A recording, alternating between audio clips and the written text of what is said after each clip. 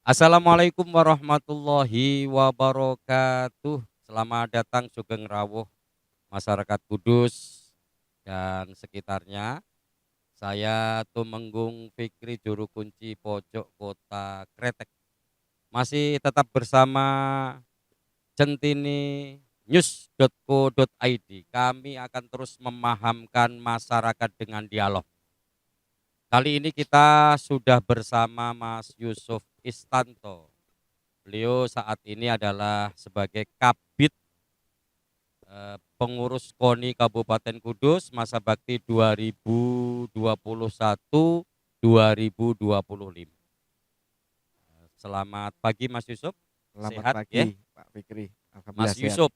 Ya, Mungkin setelah beberapa bulan lalu, lebih dari 2/3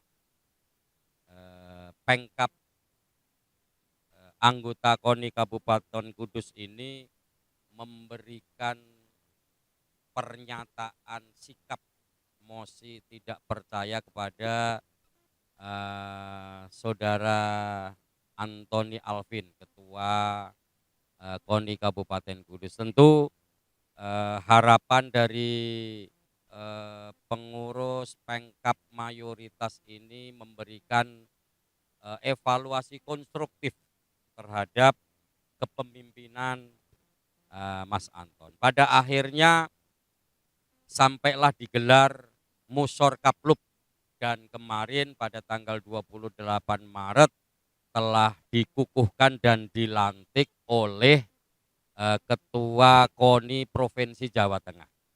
Di sisi lain, kubu Ketua Umum demisioner nampaknya masih tetap melakukan dalam tanda kutip perlawanan.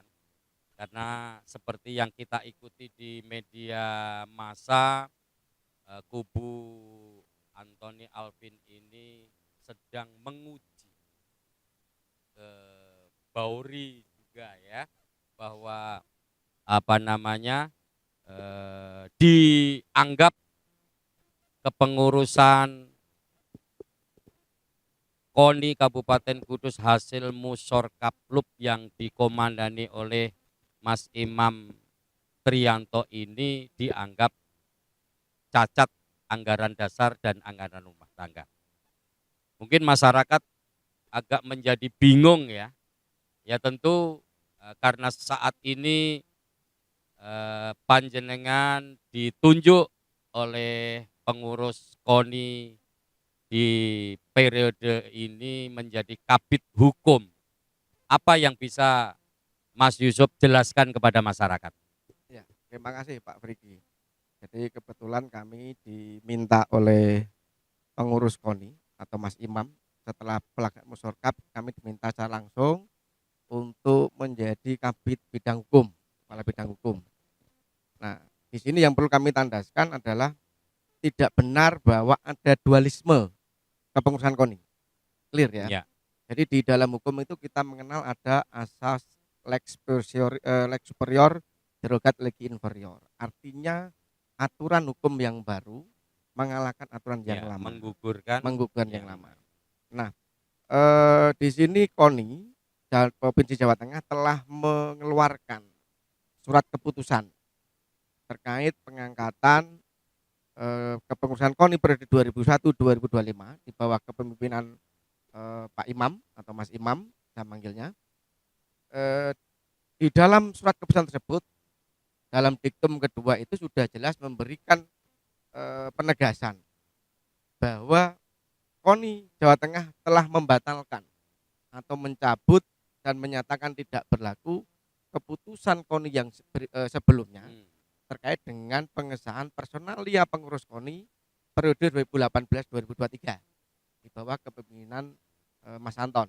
artinya sudah Ya, demisioner ya, bukan demisioner lagi, sudah dinyatakan tidak dinyatakan berlaku. tidak Ya, berlaku ya. SK tersebut. Maka kalau ada satu sisi yang kemudian mengklaim dirinya masih pengurus, menurut saya itu mimpi di siang bolong, Pak Fikri. Karena sudah jelas yang namanya dualisme kepengurusan, dualisme organisasi itu kalau saya boleh menyontohkan itu misalkan kubu KLB, Demokrat kubu KLB dan Demokrat yang Hmm. AHY. Nah, itu mereka masing-masing mendasarkan diri mengklaim pemimpin. Ya, Ya, meskipun katakanlah salah satu belum mendapatkan surat pengesahan dari Kementerian pemerintah Hukum. ya. Nah, akan tetapi dua-duanya sudah mengklaim. Sedangkan di sini udah clear Jadi bahwa kepengurusan prosesnya sudah sesuai sudah dengan sesuai. anggaran dasar ya. Ya, Artinya Musorkaplub itu digelar sesuai dengan aturan main yang menjadi referensi paling absah di organisasi KONI. Artinya diikuti 2/3 pengcap yang sah menjadi anggota KONI dan Ya. lain-lain kan begitu. siap.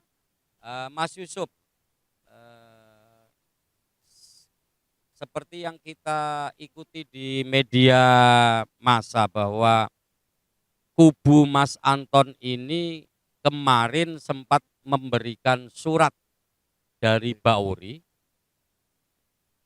agar pengurus hasil Musorkaplub tidak dilantik oleh pengurus KONI Jawa Tengah. Akan tetapi faktanya bahwa pengurus KONI Jawa Tengah ini jelas-jelas kemarin telah melantik, artinya mengabaikan surat permohonan penundaan tersebut.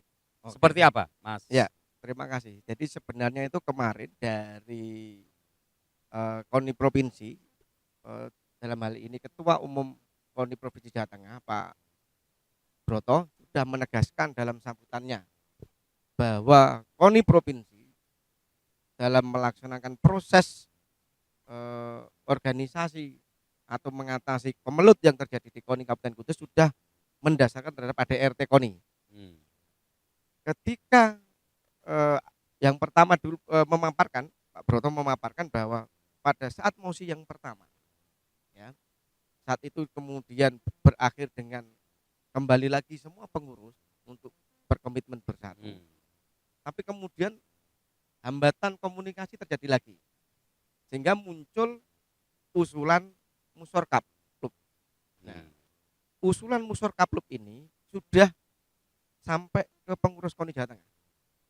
Dalam prosesnya, KONI Jawa Tengah secara administratif meneliti berkas-berkas alasan yang diajukan oleh pengkap-pengkap pengusul, dan setelah proses itu KONI Jawa Tengah sudah memerintahkan kepada KONI Kabupaten Kudus, ya, untuk melaksanakan Musorkaplub. Akan tetapi oleh Ketua KONI Mas Anton tidak dilaksanakan, sehingga dengan mendasar ketentuan pasal 36 pada anggaran dasar anggaran rumah tangga KONI, maka pengusul diperbolehkan melaksanakan sendiri Musorkap luar biasa.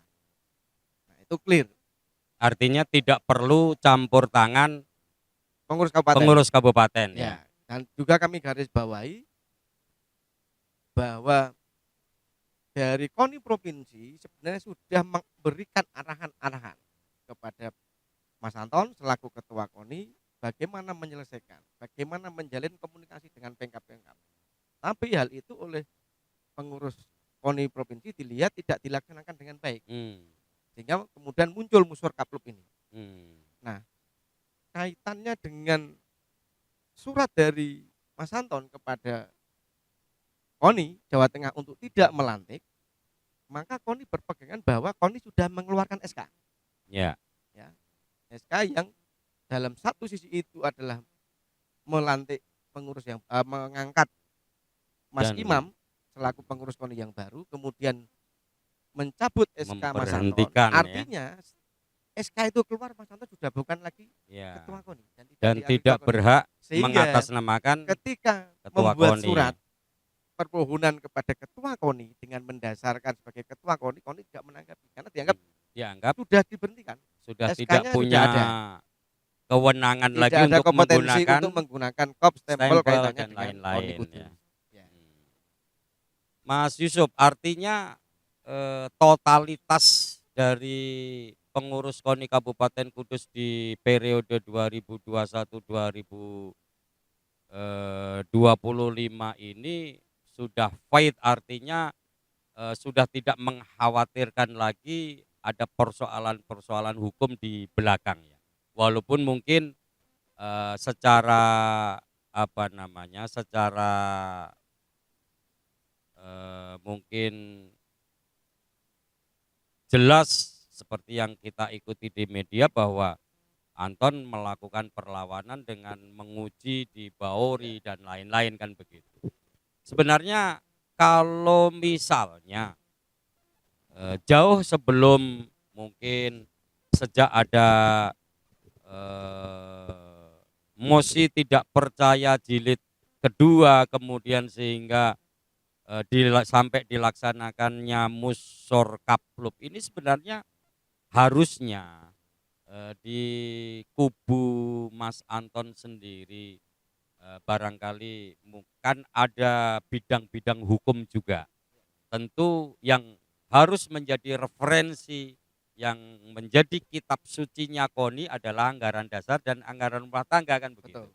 Ketika kemudian Musor Kaplub diminta lebih dari 2/3 kemudian mendapatkan izin dari pengurus KONI Jawa Tengah dan diselenggarakan itu artinya sudah tidak ada persoalan lagi kan gitu. Artinya kenapa dulu tidak dikaji pada saat mosi jilid kedua ini baru muncul begitu. Ya, kalau itu kita tidak paham Mas. Ya. Pak ya. Karena dari pengurus KONI periode Mas Anton, kabid hukumnya adalah Mas Hasim. Mas Hasim Ya. ya. Artinya ini memang kalau ada lihat keahlian ya, punya background hukum itu atau background pendidikan yang lain. Itu yang saya tanda tanya di kabid hukum itu, tapi bukan backgroundnya bukan hukum ini permasalahannya. Sehingga iya. kemudian ada distorsi informasi bahwa ketika Musor Kaplub itu dilaksanakan, kabid hukum terdahulu Mas Hasim itu menyatakan bahwa itu tidak sah karena yang berhak menyelenggarakan musyawarah adalah pengurus KONI. Sedangkan pada pasal 36 itu ada aturan ketika setelah 30 hari usulan itu dilakukan sudah sesuai syarat, kemudian pengurus KONI tidak melakukan, Pemkab punya hak melakukan sendiri. Gitu. Sehingga ini menjadi tanda tanya. Nah, kemudian terkait dengan kegigihan dari timnya Mas Anton untuk melakukan gugatan ke Bauri, kami sampaikan salut. Cuma kami menyayangkan. Kenapa menyayangkan? Bahwa sepertinya tidak legowo. Dalam konteks berorganisasi, kita sudah paham ketika katakanlah mayoritas organisasi Pemkab sudah tidak mengendaki, apa sih yang perlu dipertahankan. Dan saya lihat kita sudah dapat gugatannya kemarin, panggilannya untuk tanggal 5 April hari Senin. Ya. Dan kita sudah baca gugatannya, menurut saya sumir juga. Terutama ketika Mas Anton selaku pemohon ini menarik PLT Bupati untuk menjadi pihak. Nah, ini yang menjadi tanda tanya. Karena dalam Bauri itu ruang lingkupnya dia mengatasi sengketa di antara internal, ya. KONI dengan anggotanya, dengan jajaran-jajarannya. Dan di luar itu KONI Bauri bisa menarik pihak ketiga. Tapi pihak ketiga dalam peraturan Bauri 2020 tentang hukum acara Bauri, pihak ketiga ini adalah mereka yang terikat dengan perjanjian. Jadi misalkan ada suatu perusahaan yang mana perusahaan ini kemudian mengikat sponsorship misalkan dengan KONI atau atlet, dan situ klausula perjanjiannya ada menyebut penyelesaian melalui arbitrase, itu bisa diarbitrase di Bauri. Nah, ini bupati, PLT bupati ditarik tujuannya apa? Karena apa? Di dalam gugatan ini saya membaca strukturnya, dia mendasarkan pada saat awal Mas Anton dilantik sebagai KONI itu ada rekomendasi dari bupati saat itu, Bapak Tamsil. Ya. Nah, tapi dia menyebutkan nomor surat dan seterusnya. Tapi pada gugatan kali ini dia menyebutkan ada rekomendasi dari PLT bupati, tapi dia tidak bisa menyebutkan nomornya berapa. Dan saya berani menjamin, berani melakukan garansi di sini, tidak ada surat atau apapun dari PLT Bupati Kudus, Bapak Dr. Haji Muhammad Hartopo, rekomendasi untuk pelantikan atau pengangkatan pengurus KONI 2001-2025 itu tidak ada, sehingga kami melihat gugatan ini masih sangat sumir, masih sangat kabur, tidak jelas objeknya. Karena kalau lihat objeknya ada 3 di sini. Yang pertama adalah SK dari pengurus KONI Jawa Jawa Tengah, ya. kemudian keberadaan pengurus KONI Kudus, baru surat rekomendasi. Lah ini surat rekomendasi tidak masuk dalam aturan-aturan di KONI sebenarnya. Nah, ini tanda tanya. Dan saya yakin gugatan ini akan ditolak ya. Ditolak. Ya mudah-mudahan saja lah. Artinya ya mungkin yang menjadi evaluasi kita bersama bahwa ketika ada orang-orang yang berkepentingan menjadi pembisik, tentu kita sebenarnya harus betul-betul mengkajinya, apakah pembisik itu betul-betul memang menguasai bidangnya atau bahkan malah memberikan referensi yang tidak betul, kan begitu. Kembali ke keberadaan KONI, artinya oke lah kita lepas konflik KONI, artinya saat ini sudah tidak ada konflik lagi. Yang ada adalah kerja, kerja, dan kerja. Menurut Mas Yusuf, seperti apa ketika kita bicara tentang KONI dan pembinaan olahraga di Kabupaten Kudus? Siap. Jadi gini ya, sesuai dengan arahan dari Ketua KONI Provinsi, Pak Broto, maupun dari PLT Bupati dan Ketua DPRD kemarin, bahwa kami diharapkan setelah pelantikan bekerja. Makanya sebenarnya kita hari ini ada agenda untuk konsolidasi pengurus. Karena kita di depan mata sudah menunggu Porprov 2022. Porprov. Ya, ini kita harus menyiapkan betul-betul sehingga kita perlu konsolidasi. Dan kita pun mengundang semua pengkap untuk hadir nantinya. Jadi untuk koordinasi lebih lanjut, kita akan mencoba menata kembali kemarin yang sudah dibentuk oleh Mas Anton terkait tim Porprov. Kita coba evaluasi kembali mana yang kurang, sudah baik kita pertahankan. Artinya kita benar-benar concern sesuai dengan arahan dari PLT Bupati, Ketua DPRD dan semua stakeholder bahwa kita harus kerja. Kita pernah menjadi juara 3, kita punya tanggung jawab bagaimana mempertahankan prestasi itu, dan sebisa mungkin kita harus menaikkan lagi. Jadi ya paling tidak tentu ini adalah kerja yang betul-betul menguras tenaga dan pikiran ya. Walaupun mungkin sudah dipastikan bahwa Kudus bersama KONI di wilayah Pati Raya ini sudah siap mensukseskan Porprov 2022. Walaupun mungkin yang kita dengar dipastikan Porprov di 2022 ini akan dibuka dan ditutup di Kabupaten Pati. Siap. Oleh karenanya mudah-mudahan setelah badai ini berlalu, Kudus akan tetap konsentrasi seperti yang disampaikan Mas Yusuf tadi, bahwa setidaknya kita harus mempertahankan 3 besar itu. Ya, harus. Syukur bisa naik kasta, kan begitu. Mas Yusuf, seperti anggaran 2021 kemarin seolah pemerintah daerah, dalam hal ini Bupati dan DPRD, seolah memberikan embargo kepada pengurus KONI yang lalu. Artinya hanya diberi anggaran 1 miliar, sementara persiapan pra-Porprov, kemudian Porprov sendiri ini tentu membutuhkan banyak. Secara mungkin gambaran kira-kira pendekatan apa yang dilakukan oleh pengurus KONI masa bakti 2021-2025 ini agar setidaknya di perubahan RAPBD nanti itu akan muncul anggaran yang setidaknya cukup lah untuk mensukseskan itu. Jadi saya meralat dulu ya. Jadi tidak benar kalau dari Pemkab atau DPRD memangkas atau mengembargo, tidak benar. Jadi kalau kami memahami yang terjadi adalah pertama adalah karena 2020 terjadi refocusing Oh ya. anggaran. Untuk anggaran KONI sendiri sebenarnya KONI sendiri sudah dianggarkan 6 miliar oleh pemerintah kabupaten. Kemudian untuk persiapan Porprov sebenarnya karena Kudus itu awalnya kan menjadi tuan rumah atletik, itu sudah dianggarkan oleh Dispora itu sekitar 21 miliar. Sekali lagi kelemahan dari Mas Anton terdahulu adalah masalah komunikasi. Jadi teman-teman KONI atau Pemkab yang memiliki link ke DPRD justru tidak bisa dirangkul. Artinya tidak dimanfaatkan dengan baik. Sebenarnya ya. anggaran itu terpangkas di DPRD.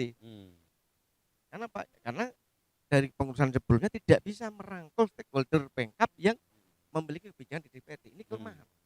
Nah, pengurus yang sekarang sudah komitmen bersama-sama dengan teman-teman yang juga di DPRD untuk bagaimana kita memacu kembali, ada bersinergi. Karena ada komitmen kita juga Pemkab akan kita rangkul semua, baik yang ikut di Musyorkap atau yang tidak. Artinya karena kita kembali utuh naungan ya. KONI. Ya. Posisinya seperti itu. Sehingga kita yakin di perubahan ini akan ada penambahan anggaran untuk operasional KONI maupun untuk persiapan Porprov. Gitu loh. Ya. Jadi ya mungkin kembali ke alasan kenapa ada mosi tidak percaya jilid 2 kemudian digelar Musyorkaplub ini memang evaluasi konstruktifnya karena ketua KONI ini idealnya haruslah orang yang mengerti tentang seluk-beluk olahraga. Yang kedua, seperti yang Mas Yusuf katakan tadi, harus memiliki kemampuan manajerial untuk berkomunikasi, memanfaatkan segala potensi anggota, karena ketua KONI ini adalah kolektif kolegial, tentu tidak bisa melakukan ide dan gagasannya ini sendiri seperti halnya kepala, kan begitu. Oleh karenanya barangkali mungkin komitmen pengurus KONI di 2021-2025 adalah akan melakukan program-program, akan melakukan komunikasi dengan ketika ada putusan ya putusan kolektif kolegial kan, sehingga setidaknya nanti yang menjadi tujuan dan target awal bahwa KONI adalah wadah untuk pembinaan olahraga berprestasi akan betul-betul bisa dilaksanakan dengan baik, kan begitu. Mas Yusuf,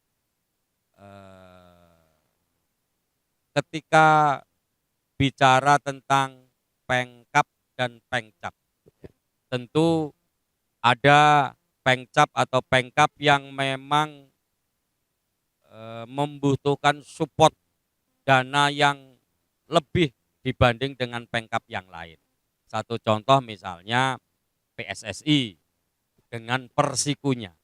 Kalau untuk pengurus KONI yang di periode ini akan menjadikan Persiku ini seperti apa dalam kondisi seperti ini? Oke, terima kasih.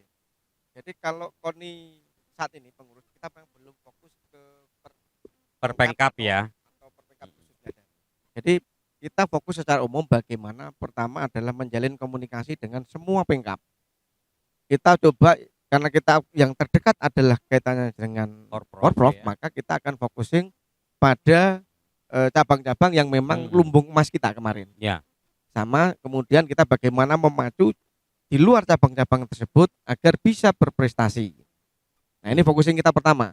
Terus katanya persepak bolaan KONI pada prinsipnya adalah menghormati karena saat ini ASKAP sudah habis masa periodenya dan dipegang caretaker, maka harapan kami adalah nantinya yang akan maju ke ASKAP benar-benar mempunyai kepedulian. Jadi tidak sekedar mengetahui, memahami, tapi benar-benar peduli. Ya, harapannya seperti itu sehingga nanti bagaimana kita prestasi bisa sejalan dengan pembinaan. Kalau kita bukan ke Persikunya Pak, kita nanti adalah ke PSSI-nya. PSSI-nya ya. Ya, bagaimana Hmm. nanti pembinaan usia muda itu bisa dijalankan, bagaimana roda Dengan kompetisi lokal diklat, itu bisa dengan jalan. Itu harapan kita. ya. Ya. Kembali ke komunikasi. Ya. Artinya kegiatan pelantikan kemarin ini memberikan referensi kepada kita bahwa kepengurusan KONI masa bakti 2021-2025 ini betul-betul di backup oleh para penentu kebijakan di Kabupaten Kudus. Kehadiran PLT Bupati, kehadiran Ketua DPRD, kemudian kehadiran beberapa Muspimda, para pengcap, kemudian hadirnya ketua-ketua KONI di wilayah Patiraya minimal, dan Ketua Umum KONI Jawa Tengah hadir secara pribadi dan melantik serta memberikan sambutan. Tentu ini adalah support, artinya energi yang betul-betul harus dimanfaatkan. Setidaknya kembali kepada tugas pokok dan fungsi KONI adalah menjadikan dunia olahraga di Kabupaten Kudus ini akan lebih baik. Kalau dari sisi ya mungkin fasilitas, ya, artinya seperti yang kita lihat stadion sudah mulai, kemudian fasilitas-fasilitas olahraga yang lain ini secara umum, Mas Yusuf, apakah sudah ada keinginan dari pengurus KONI Kabupaten Kudus ini untuk mengusulkan agar fasilitas-fasilitas olahraga di Kabupaten Kudus ini segera atau menjadi skala prioritas agar pengadaannya itu disegerakan? Ya, terima kasih. Jadi kaitannya dengan supporting dari semua pihak, mulai kehadiran PLT Bupati Kudus, kemudian kehadiran Ketua DPRD, bahkan kehadiran dari beberapa wakil pengurus KONI di Muria di Patiraya ini, serta kehadiran secara langsung Ketua Umum KONI Jawa Tengah, Brigjen Subroto, untuk melantik, itu menjadi sebuah cambuk bagi kami, sebuah semangat bagi kami untuk bagaimana bekerja real. Jadi tidak hanya sekedar menunggu, tapi kita bagaimana langsung bekerja. Ini kita buktikan bahwa kemarin pasca kegiatan kita langsung ke KONI untuk menempati kantor KONI. Karena pada posisinya memang kami secara legal de jure de facto kami adalah KONI yang sah. Kalau ada pihak lain yang mengaku sebagai ketua KONI, ya kami mempertanyakan dasarnya apa. Ya. Kemudian terkait dengan beberapa fasilitas, ya, kami akan melakukan inventarisasi. Dan harapan kami memang bisa secara bertahap nanti ada perbaikan fasilitas-fasilitas sehingga kita akan mampu untuk mencetak atlet sendiri. Kedepannya untuk porprov berikutnya kita sudah punya atlet dan tanpa harus kita kemudian harus beli atlet yang sudah jadi dengan biaya yang mahal. Kita bisa menelurkan atlet sendiri dan saya yakin kita punya kemampuan untuk itu. Ya. Nah, itu harapannya nanti secara bertahap, tidak langsung sporadis ya. Bertahap nanti. Iya, oke. Jadi terima kasih Mas Yusuf sudah bersama saya bahwa masyarakat Kudus dan sekitarnya dari dialog kita dengan Kabid Hukum KONI masa bakti 2021-2025 ini bisa disimpulkan bahwa saat ini KONI Kabupaten Kudus tidak ada dualisme. Artinya yang ada adalah pengurus KONI yang kemarin dilantik. Oleh karenanya besar harapan masyarakat kepada ketua dan pengurus KONI Kabupaten Kudus yang baru saja dilantik ini betul-betul mereka yang menjadi ketua dan pengurus haruslah betul-betul orang yang mengerti seluk-beluk dunia olahraga.